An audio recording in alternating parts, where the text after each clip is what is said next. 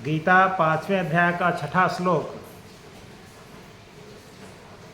संन्यासस्तु महाबाहो, भगवान श्री कृष्ण कह रहे हैं संन्यासस्तु महाबाहो दुख माप्तुम अयोगतः योग युक्तो मुनिर्ब्रह्म न चिरेणाधिगच्छति। हे महाबाहो, हे अर्जुन, अयोगतः संन्यास, बिना कर्म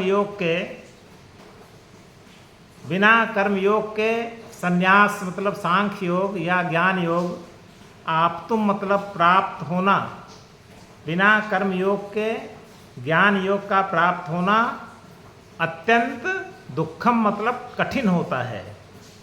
यानी हे अर्जुन, दो मार्ग हैं, परमात्मा की प्राप्ति के दो मार्ग हैं, कर्म योग और सांख्य योग। लेकिन सांख्य योग को कर्म योग की आवश्यकता पड़ती ही है। अगर कर्म योग के सिद्धांत को सांख्य योग या ज्ञान योग ग्रहण न करे तो वैसी स्थिति में परमात्मा की प्राप्ति, ईश्वर की प्राप्ति का मार्ग बहुत ही मुश्किल हो जाता है, बड़ा ही कष्टदायी हो जाता है। योग युक्तो मुनिर्ब्रह्म न चिरेणाधिगच्छति। वहीं पर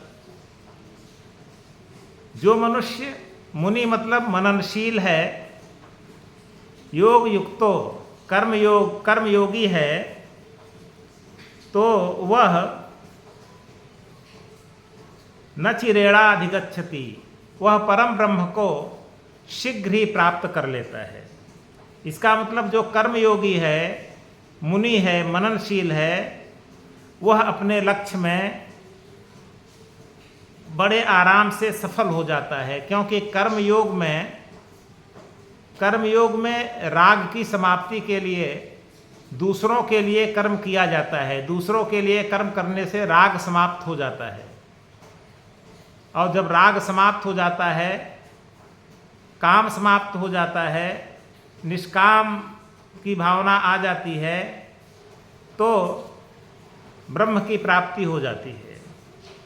लेकिन सांख्य योग में या ज्ञान योग में राग इतने आसानी से समाप्त नहीं होता है, क्योंकि उसमें अगर समस्त संसार को भी इस दृष्टि से देखा जाए कि संसार की जितनी भी वस्तुएं हैं, जितने भी पदार्थ हैं, जितने भी जीव जंतु हैं, पशु पक्षी हैं, मनुष्य हैं, वृक्ष हैं, ये सब कुछ समय के लिए हैं, उसके पश्चात ये सब समाप्त हो जाएंगे। यानी ये सब अविनाशी हैं, ये सब विनाशी हैं, विनाशशील हैं, इनका विनाश होना निश्चित है। लेकिन जो ब्रह्म है, जो ईश्वर है, उसका कभी विनाश नहीं होता है, वह अविनाशी है। तो इस प्रकार से चिंतन मनन करते हुए ज्ञान योगी ईश्वर को प्राप्त करने की कोशिश करते हैं। लेकिन जब तक मन में चिंतन मनन है, तब तक तो जड़ और चेतन का अंतर समझ में आता है। लेकिन जैसे ही संसार दिखाई दिया, संसार के पदार्थ दिखाई दिए, संसार की वस्तुएं दिखाई दी, जैसे ही भौतिक पदार्थ, मनुष्य दिखाई दिए, वैसे ही इनमें राग उत्पन्न हो जाता है, इनमें एक लालसा उत्पन्न हो जाती है, इनको प्राप्त करने की इच्छा उत्पन्न हो जाती है। तो और जब इनको प्राप्त करने की इच्छा उत्पन्न हो जाती है तो ईश्वर की प्राप्ति नहीं हो सकती। यानी संसार के प्रति राग को समाप्त करना पड़ेगा।